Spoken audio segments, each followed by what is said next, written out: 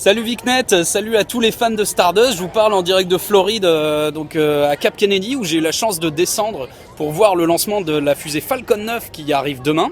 Et en attendant, je visite le centre Kennedy. Donc vous pouvez voir de nombreuses fusées derrière moi et je vais vous présenter un petit peu tout ça. J'espère que ça vous plaira. N'oubliez pas de vous abonner, de mettre un petit pouce bleu sur la vidéo pour ceux qui regardent. Ça fait toujours plaisir à Vicnet, je pense. Et bah c'est parti, suivez-moi, allez.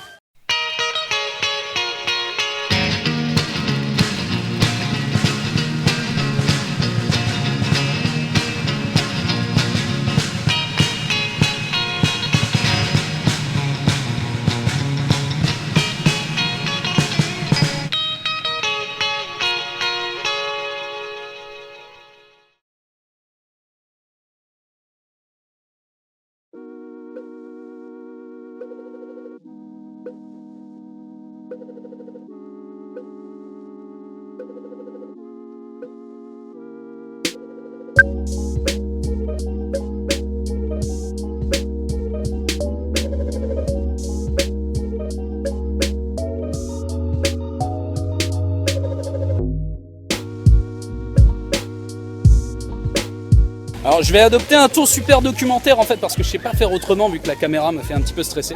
Mais dans la vie réellement je fais des blagues, hein. Je suis un mec sympa et tout, je suis gentil aussi. Donc ne m'en veuillez pas trop. Là donc on est un peu à contre-jour mais dans un des endroits qui est le plus impressionnant je trouve du Kennedy Space Center. C'est celui qui s'appelle le Rocket Garden. C'est-à-dire c'est un endroit où ils gardent en fait des vieilles fusées. Alors il paraît qu'il y en a une qui est pas vraie, je ne sais pas laquelle, mais vous pouvez voir que derrière moi il y a quand même des fusées souvent authentiques de l'époque, qui datent en fait des débuts de la conquête spatiale, des premières fusées qui ont emporté des humains dans l'espace.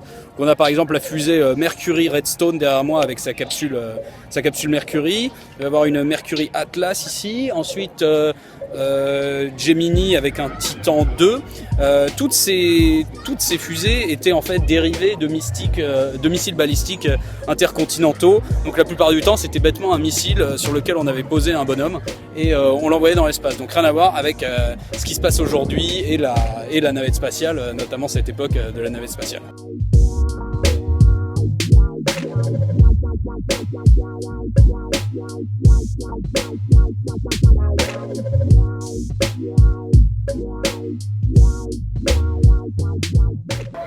Donc moment geek des fusées numéro 163 427, voilà une fusée Atlas basée sur un missile intercontinental du même nom qui porte la capsule Mercury et c'est l'ensemble Mercury Atlas 6 si je me souviens bien. Et alors cette fusée a une particularité que je trouve vraiment géniale, c'est qu'elle a 3 moteurs en bas, vous voyez. Et en fait, elle avait la particularité d'être une fusée à un étage et demi, c'est-à-dire que ce moteur-là tombait, ce moteur-ci tombait aussi pendant le vol et elle finissait sur son seul moteur central. Ce qui fait qu'elle n'avait pas un étage, ni deux, mais un et demi. Et je crois à ma connaissance que c'est la seule fusée qui avait adopté cette architecture. Alors là derrière moi, ce que vous apercevez, c'est ma fusée préférée de très très loin. C'est la fusée Saturn 1B. La fusée qui était la petite sœur en fait de la fusée Saturn V et qui transportait les astronautes en orbite basse. Elle a été utilisée pour quelques missions, notamment de mémoire comme ça Apollo 7 et les missions Skylab. Vicnet pourra vous ajouter s'il y en a eu d'autres, la mission Apollo Soyuz aussi. Et cette fusée en fait, elle n'est pas très connue d'une certaine façon puisque on connaît mieux sa grande sœur, la Saturn V qu'on va aller voir tout à l'heure, et qui est elle la fusée lunaire qui pouvait carrément transporter les astronautes et leurs modules jusqu'à la Lune. Mais cette fusée était quand même super cool parce qu'elle pouvait porter jusqu'à 30 tonnes je crois en orbite basse. Et en fait, si elle volait encore aujourd'hui cette fusée, elle serait la plus puissante du monde. Donc voilà, c'est petit point culture sur la fusée Saturn 1B, une fusée trop mal considérée je trouve, qu'on a un peu oublié aujourd'hui. Regardez-moi ces moteurs, c'est tellement énorme, ils sont tellement puissants.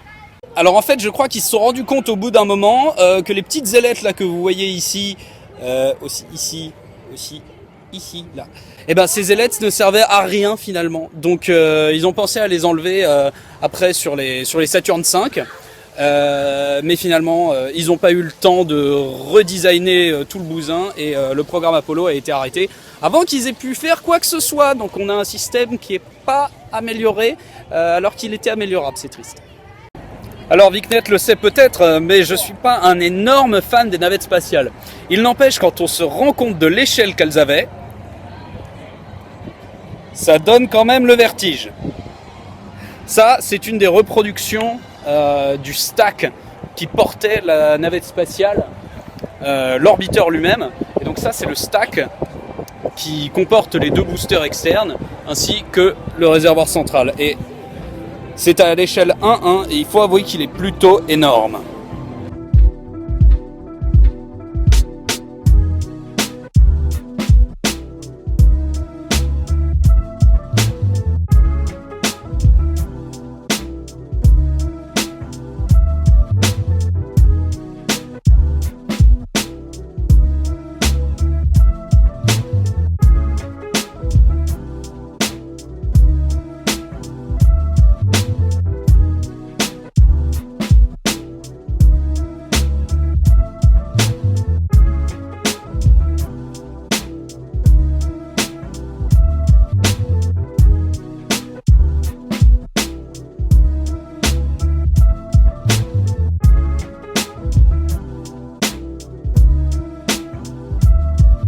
Alors l'engin que vous voyez derrière moi est la navette Atlantis, la dernière navette spatiale à être revenue sur Terre lors de la mission STS-135.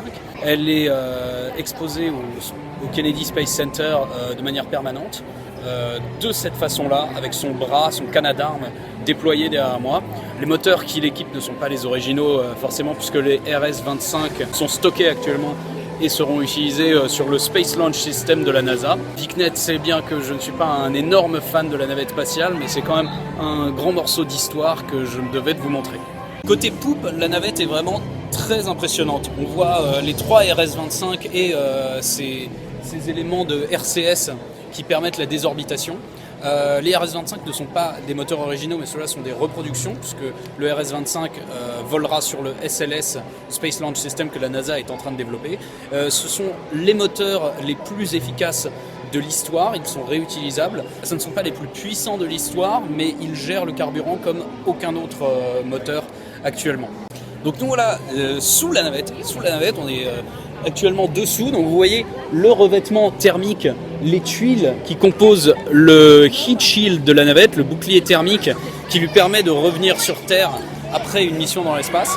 Ce revêtement thermique, comme vous le savez, a été la cause de nombreux problèmes, puisque les opérations pour remplacer chacune des petites tuiles quasiment manuellement les unes après les autres a pris énormément de temps, et c'était une opération extrêmement délicate qui a coûté très cher à la NASA pendant toutes les années où la navette était en opération.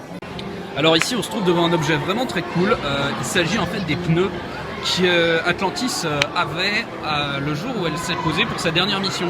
Et si on les fait tourner, vous voyez on peut les toucher, si on les fait tourner on peut voir très nettement une bande ici, ou ici encore on la voit encore mieux, qui est beaucoup plus usée que le reste. C'est l'endroit où Atlantis a touché le sol pour la dernière fois. Et petit détail cocorico, vous pouvez voir que c'est Michelin qui a fabriqué ces pneus.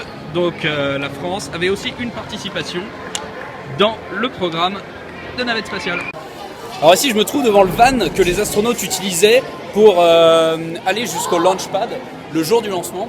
Ils y allaient en réalité 2 fois, le jour où ils répétaient le lancement et le jour du lancement lui-même. Donc lorsque vous rentrez dans ce van, vous savez que vous allez aller dans l'espace. Alors ce qui est marrant ici, c'est aussi tout le marketing qu'on a autour des astronautes. Par exemple ici on peut découvrir, rencontrer un astronaute, donc ils arrivent à attirer du monde avec simplement des hommes qui sont partis dans l'espace. Et comme vous pouvez le constater, il y a tout un centre, une espèce de centre d'attraction, alors que le centre Kennedy est un centre où on travaille, où des fusées sont lancées, où des satellites sont assemblés et mis dans des coiffes et tout ça. Donc il y a vraiment des gens qui bossent, une vraie industrie qui existe ici. En revanche, il y a un centre pour les touristes Et le marketing de l'espace est extrêmement présent aux États-Unis, beaucoup plus qu'il ne l'est en Europe. Derrière moi, on peut voir une maquette du module Orion, le nouveau véhicule de la NASA. C'est assez difficile de se rendre compte de l'échelle sur la vidéo, mais il est vraiment gigantesque. Quand on le compare aux capsules Apollo que certains d'entre vous ont déjà pu voir, c'est vraiment un vaisseau qui est beaucoup plus gros que les capsules qui ont été faites avant.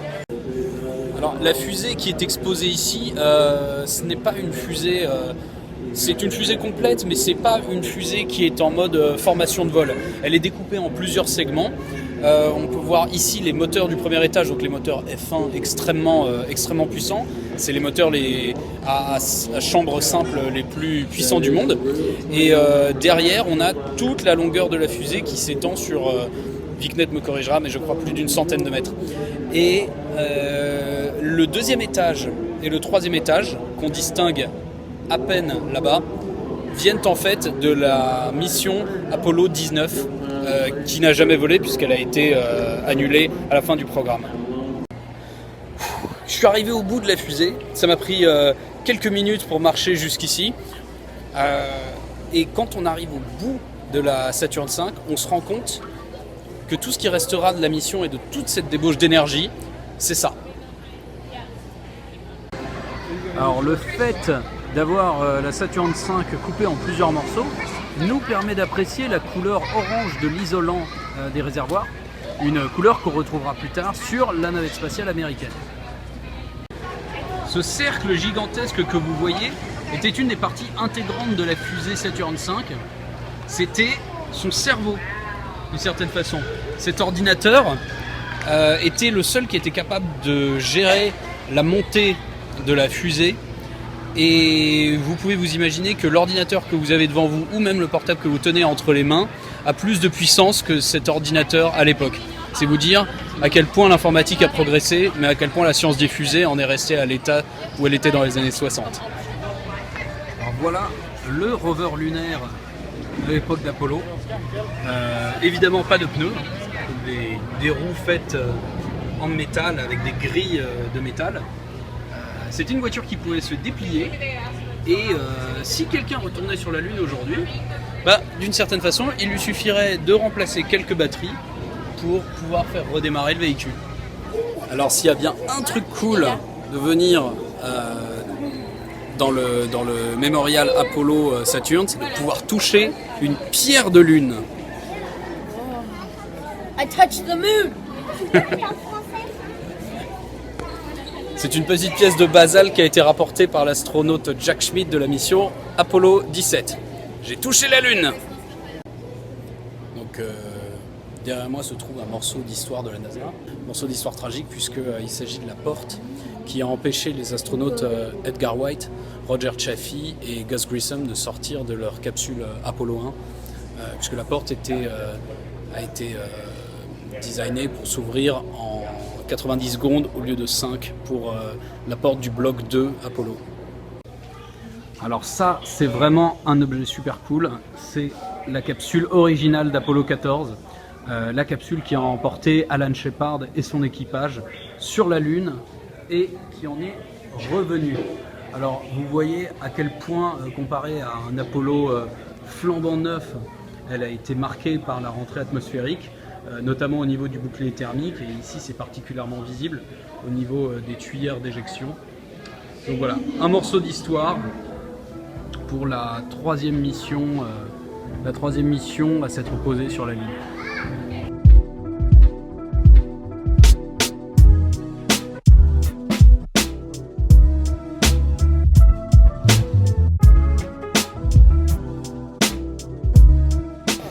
Ok, salut Vicnet, salut Stardust.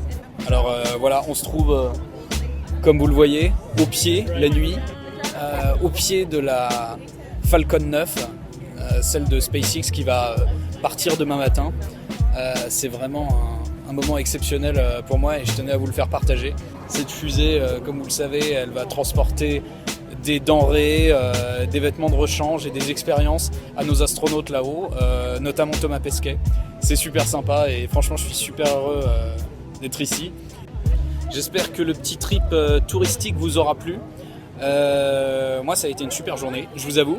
Je conseille à tout le monde d'essayer de faire de même parce que c'est vraiment une expérience formidable. Et puis, je pense que je pense que je vous enverrai pas de vidéo du lancement demain puisque en fait, vous aurez une bien meilleure vidéo sur le live qui sera animé par Vicnet. Qui a été animé par Vicnet, qui est animé par Vicnet. Je ne sais pas à quel moment il veut sortir ces vidéos, s'il veut les sortir du tout d'ailleurs. Mais voilà, en tout cas, ça a été un vrai plaisir. Ça a été un vrai plaisir pour moi, et j'espère que tout se passera bien. Je sais pas pourquoi, je sens que la qualité des vidéos va être absolument dégueulasse, mais bon. Allez, on rentre dans le bus. On verra cette fusée demain normalement. Avec, il y a une moitié qu'on ne reverra pas, mais l'autre on la reverra normalement. Allez, ciao ciao, bonne nuit. Écoute Vicnet, c'est le matin du vol. C'est le matin du lancement, donc normalement ça devrait bien se passer, j'espère. Je t'enverrai cette vidéo une fois que tout se sera passé. Normalement on a une bonne météo. Comme tu vois, le VAB est derrière moi. On est sur un balcon ici à 5 étages de hauteur, et de l'autre côté, tu devrais pouvoir voir normalement le pad de SpaceX au lointain. Voilà, donc c'est à ça qu'on va assister dans quelques heures. Allez, on croise les doigts pour le lancement. T-20. Hold. Launch support has started. Donc actuellement à Cap Canaveral, il est bientôt 9h, si je ne m'abuse. Oui, il est bientôt 9h à Cap Canaveral. Le lancement a lieu à 9h38 local, donc 15h38 en France. Alors hier, il faisait magnifiquement beau. C'était une journée parfaite pour un lancement. Aujourd'hui, c'est un petit peu différent. Il y a de la pluie, il y a un temps un peu grisâtre. Hier, il n'y a pas eu de violation comme des bateaux ou des avions qui sont rentrés dans la zone d'exclusion. Le souci venait du second étage, et plus particulièrement de la poussée vectorielle du second étage, qui avait visiblement des mouvements un peu bizarres, si on cite Elon Musk. Alors, selon lui, il y avait 99% de chances que le lancement se passe bien, même avec ce problème, mais ils ont pris ce 1% comme un grand risque. Donc ils ont dit, on préfère reporter à demain que de prendre 1% de chance de faire péter de faire échouer le lancement plutôt. Donc voilà pourquoi c'est reporté à aujourd'hui. On va parler un peu du pad 39A. Alors le pad 39A, c'est un pad historique. Dessus, on a lancé une douzaine de Saturne V qui sont partis vers la Lune. On a lancé 82 navettes. Enfin, pas 82 navettes, on a lancé 82 missions avec des navettes. Il n'y avait pas 82 navettes américaines. Il n'a pas servi depuis 2011, depuis la dernière navette spatiale Atlantis. Donc c'est un pad vraiment qui a beaucoup d'histoire. C'est le premier lancement sur ce pad depuis 2011, donc c'est assez historique. Je crois qu'ils ont mis une image de moi et de I Need Space. Alors moi je dirais que je suis plutôt à droite, et I Need Space serait plutôt à gauche, qui tient le micro, je pense. C'est quelque chose comme ça. Voilà. T'as l'image ? Pas encore, mais c'est marrant parce que j'entends des commentaires et je vois pas les images. Il y a le lancement. Ça y est, il a l'image. Alors, j'ai une surprise pour vous, une surprise de dernière minute. Ça s'est vraiment décidé au dernier moment. Attendez, je le mets sur le Discord. Je sais pas comment j'ai accès. Ça y est, moi. on t'attend, Paul. On t'entend, Paul. Tu es en live. Ah, vous m'entendez ? Salut, D'accord, Paul. je suis en live. Alors, Salut les gars. alors, tu es où, Paul ? Alors là, je suis sur le balcon VIP de la NASA. C'est vrai ? En toute simplicité. Ouais, c'est vraiment cool. C'est pour ça que je te proposais un Skype, parce que les images sont assez impressionnantes, vu que je suis devant le VAB aussi, je suis devant le Vehicle Assembly Building. Excellent. Donc d'ici où je suis, je vois le Vehicle Assembly Building qui est à 100 mètres et la fusée qui est à 6 km à peu près. Bah, je te souhaite un bon lancement. Profite bien. Merci. T-10, 9, 8, 7, 6, 5, 4, 3, 2, 1, 0. Liftoff. Joining us in the first stage is Second Station.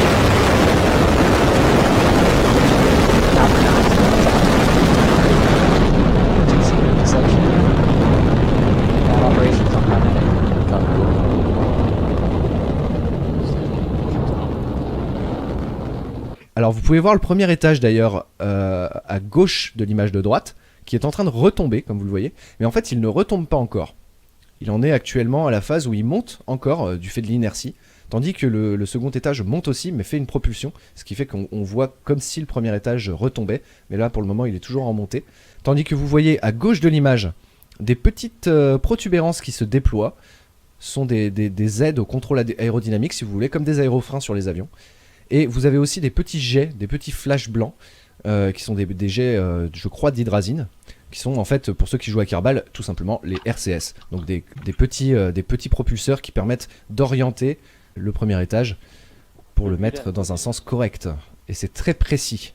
Tandis qu'on voit que clairement, le premier étage est en train de faire une retombée assez rapide. Et à croiser un espèce de débris, on aurait dit un débris. Alors là, il y a le premier, le entry burn, la première poussée de freinage que fait le premier étage. Donc là, vous voyez que la rentrée du premier étage est extrêmement rapide, les nuages se rapprochent à une vitesse assez incroyable. Il commence à y avoir des dépôts sur la caméra. Elle est plus très propre, c'est normal. Il devrait même y avoir de la condensation et de la buée qui va se former sur la caméra. C'est aussi tout à fait normal. En plus du fait de l'humidité à Cap Canaveral en ce moment. Ah, on a une belle image à droite. C'est l'image vue du sol du retour de ce premier étage. Tandis que vous voyez la caméra embarquée. Là, pour le moment, on est vachement bien aligné. Oui, c'est nickel. C'est très bon, on est pile dedans. Vous voyez le gros... Ah oui, ah ouais, on est bien là. On est bien, les pieds se déploient. Alors la voix du contrôleur avait un peu d'avance sur l'image, ça y est. Le premier étage s'est posé avec succès sur le sol, c'est incroyable. Cette image est magnifique. Autant on a eu l'image du sol et l'image de la caméra embarquée, c'était vraiment bien joué de la part de SpaceX. La mission secondaire est réussie, maintenant il faut réussir la mission principale. La mission principale qui est bien entendu la mise en orbite du cargo Dragon. Alors là c'est la caméra du second étage qui filme le Dragon qui s'en va. Donc ceci, c'est les panneaux solaires qui se déploient comme des accordéons, comme vous pouvez le voir. Waouh, ok. Donc VicNet, le lancement vient d'avoir lieu, donc comme vous avez pu le voir, je pense, sur la chaîne Stardust, c'était incroyable. Il vient de se poser juste là-bas, sur sa base du cap. C'est une excitation juste démentielle. Donc j'ai coupé les communications avec vous juste avant le lancement parce que j'étais un peu stressé qu'ils soient encore une fois annulés. Mais bon, je vais vous faire un tout petit peu la visite du coin résultat. Donc comme on est là, voilà derrière moi le VAB. C'est ici qu'on a regardé le lancement. Alors depuis ce balcon que vous voyez ici derrière moi, qui est assez long, hein, comme vous pouvez le voir. Et voilà. Et en gros, le pas de tir est juste. Je sais pas si vous pouvez le voir. Voilà. Là, vous le voyez à peu près dans le lointain, à l'horizon. Donc, vous voyez, on n'était vraiment pas tout près pour voir le lancement. Et c'était juste impressionnant la puissance que ça avait. Déjà, c'est très très brillant quand on regarde directement le décollage, ça fait un petit peu mal aux yeux. La fusée est partie très vite à travers les nuages, donc on n'a pas pu la suivre très tôt après son décollage en fait.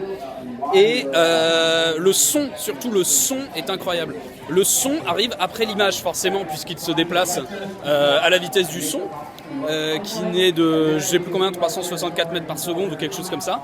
Et donc évidemment, on n'avait pas le son en direct, on a eu l'image avant d'avoir le son. Et donc c'était très très très bizarre, et notamment l'atterrissage. On a vu tout ce qui s'est passé, on a vu tout l'atterrissage avant même d'avoir le choc, le choc du mur du son, le boom sonique. Du passage du mur du son. Donc c'était assez marrant d'avoir d'abord l'image, on savait comment ça s'était terminé, que ça s'était bien terminé, avant d'avoir le son. Et donc l'atterrissage, on l'a vu beaucoup plus loin pour le coup, vers le sud de la base, donc qui était voilà, derrière moi. Mais on l'a vu beaucoup plus tard en fait. Ça m'a fait très plaisir de faire cette vidéo, de faire un petit bout du live avec vous. Et j'espère que je vous retrouverai pour d'autres aventures. C'était Paul, en direct de Cap Canaveral. Et je vous dis à très bientôt. Ciao.